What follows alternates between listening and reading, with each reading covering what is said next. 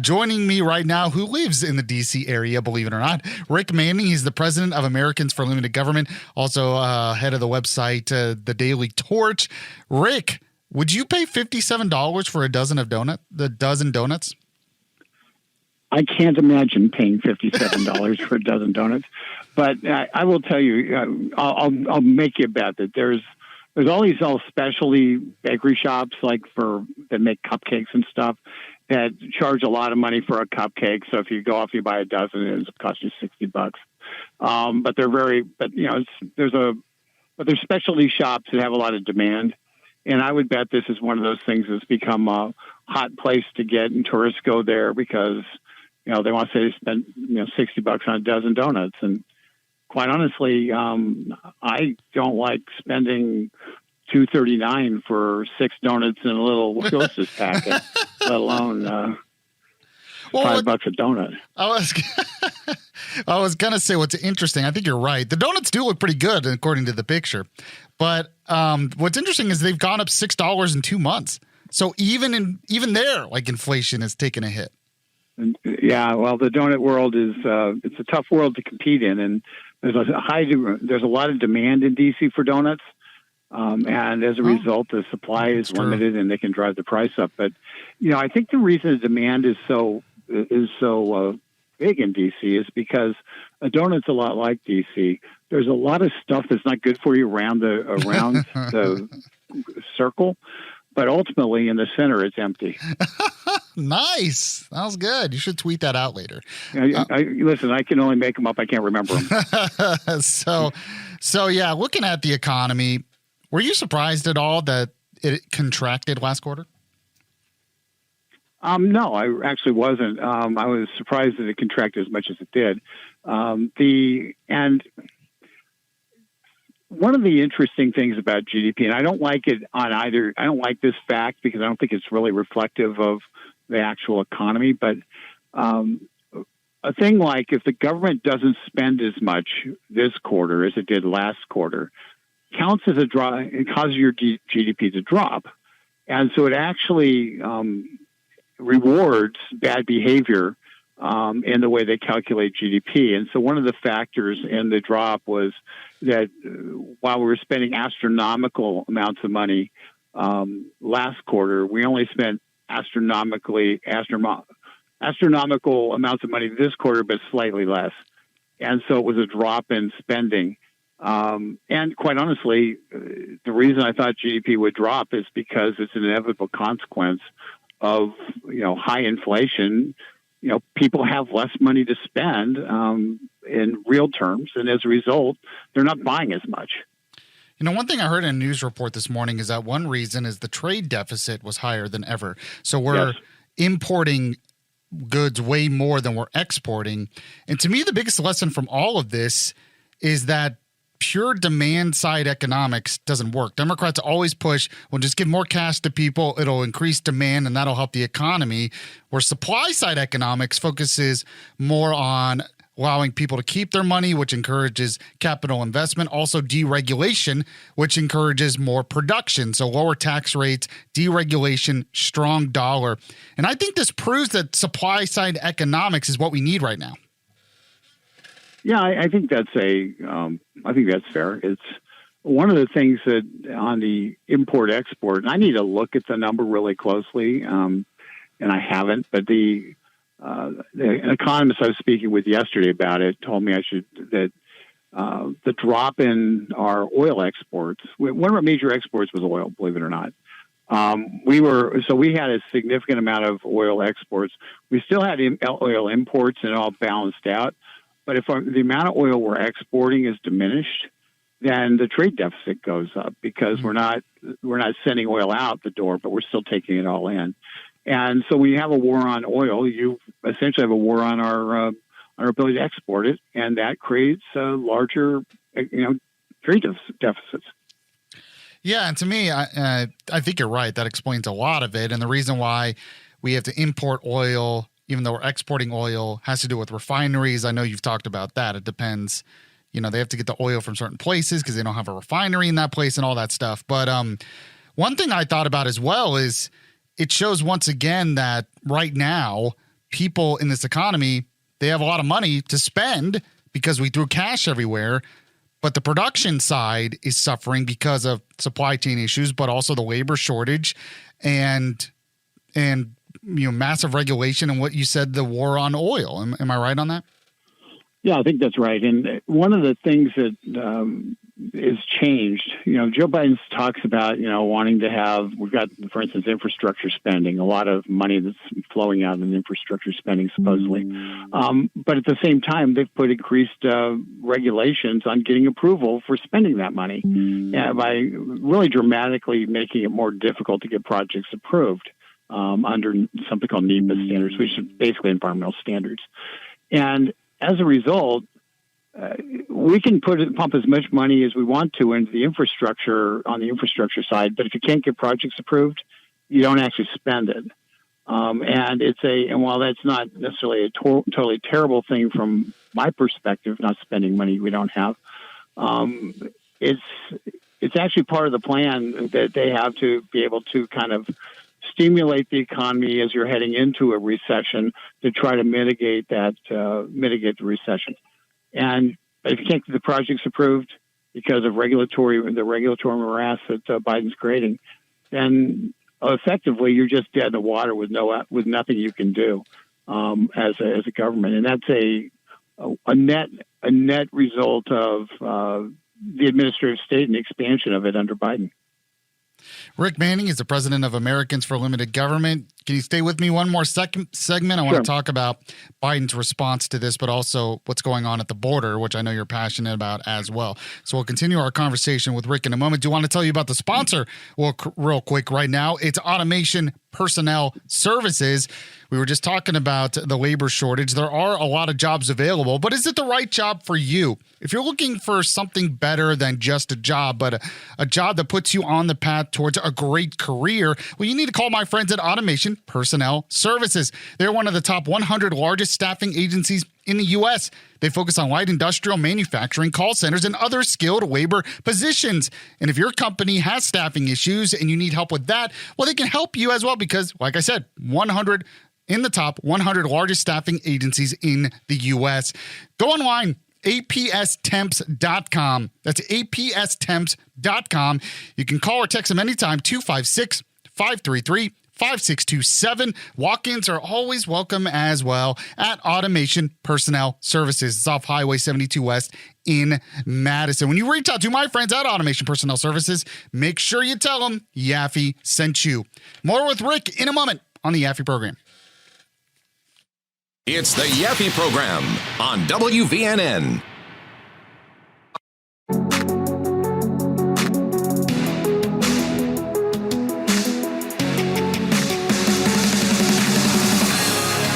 Continuing our conversation right now with Rick Manning. He is the president of Americans for Limited Government. He used to work for the Labor Board, and he is currently in D.C. You should check out his website, his news website, The Daily Torch. Go to dailytorch.com.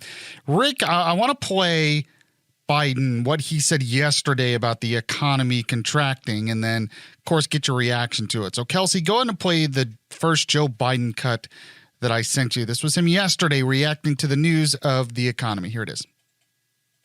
I think what you're seeing is enormous growth in the country that was affected by everything from COVID and the COVID blockages that occurred along the way. Now, you always have to take a look, and no one is predicting a recession now. Some are predicting there may be a recession in 2023. I'm concerned about it. So, what do you think there, Rick? He seems to be somewhat out of touch in a lot of ways, but let me just say, 50% of the economists, actually two-thirds of the economists, are saying that we're going to have a recession within a year, and 98% of the economists are saying we're going to have a recession within 2 years.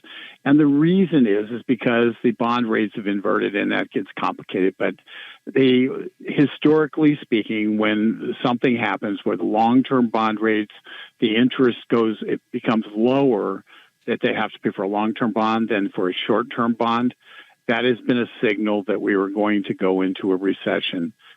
It has been true for the last 50 years that every time that has happened, that 98% of the times that has happened, we've been in a recession in 2 years. So unfortunately, apparently nobody's telling him this. I don't get why.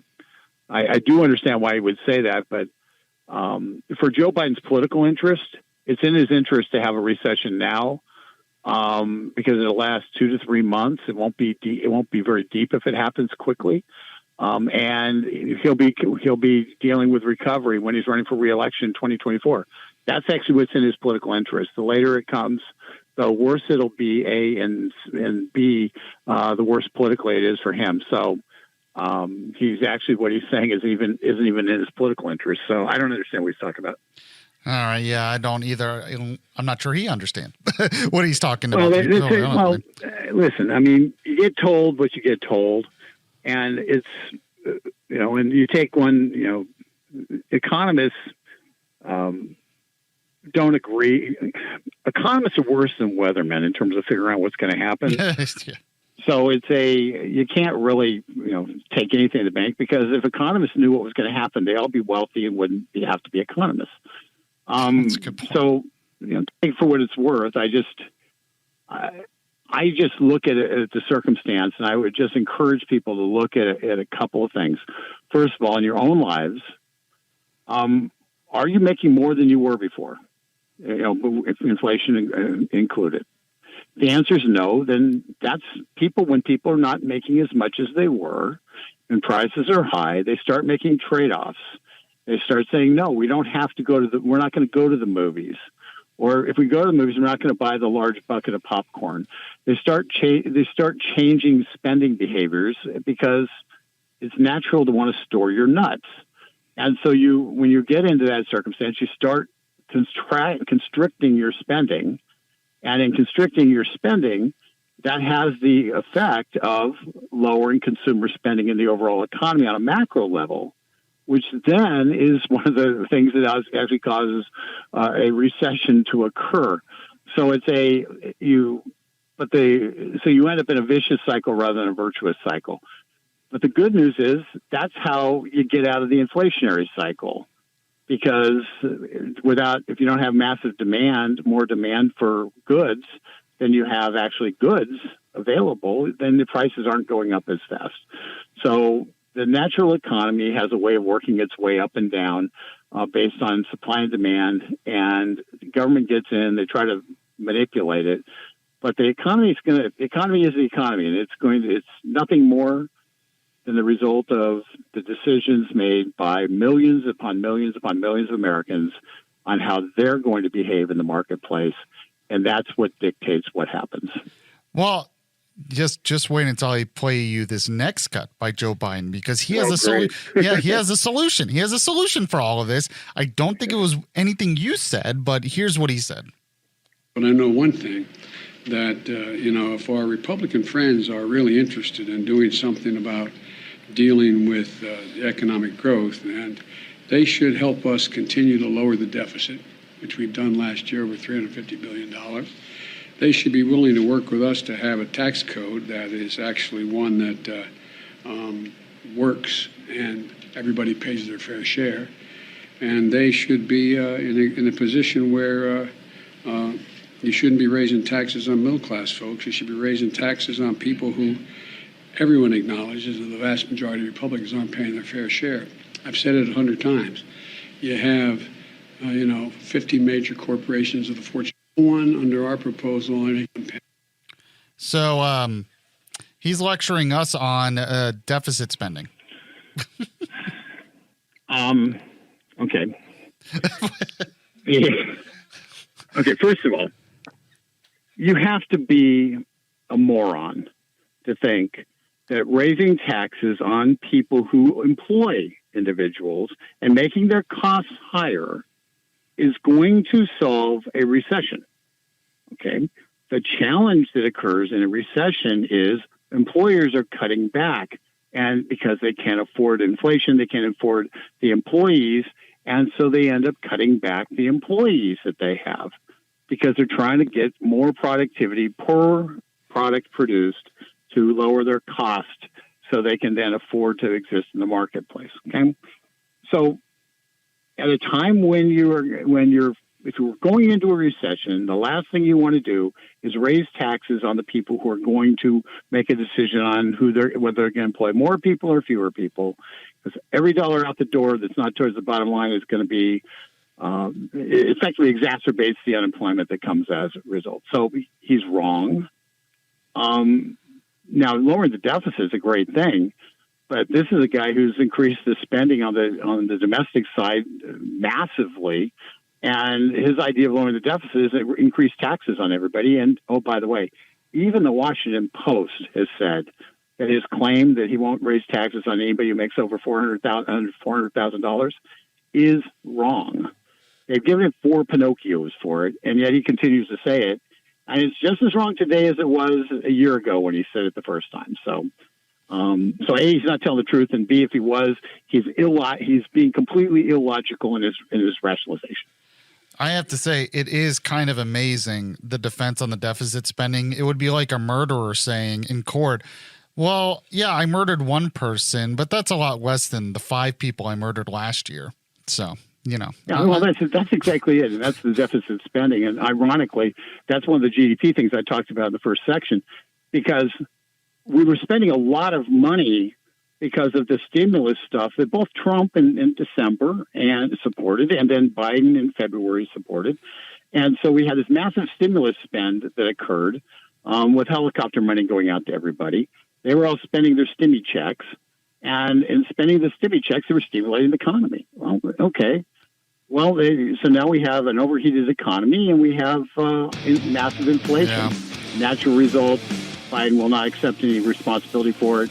Yeah, cutting the deficit will help, but you have to really cut it and cut spending. Yeah. Rick Manning, President for Americans of Limited Government, thank you so much. We'll talk to you again next week. My pleasure. Take care.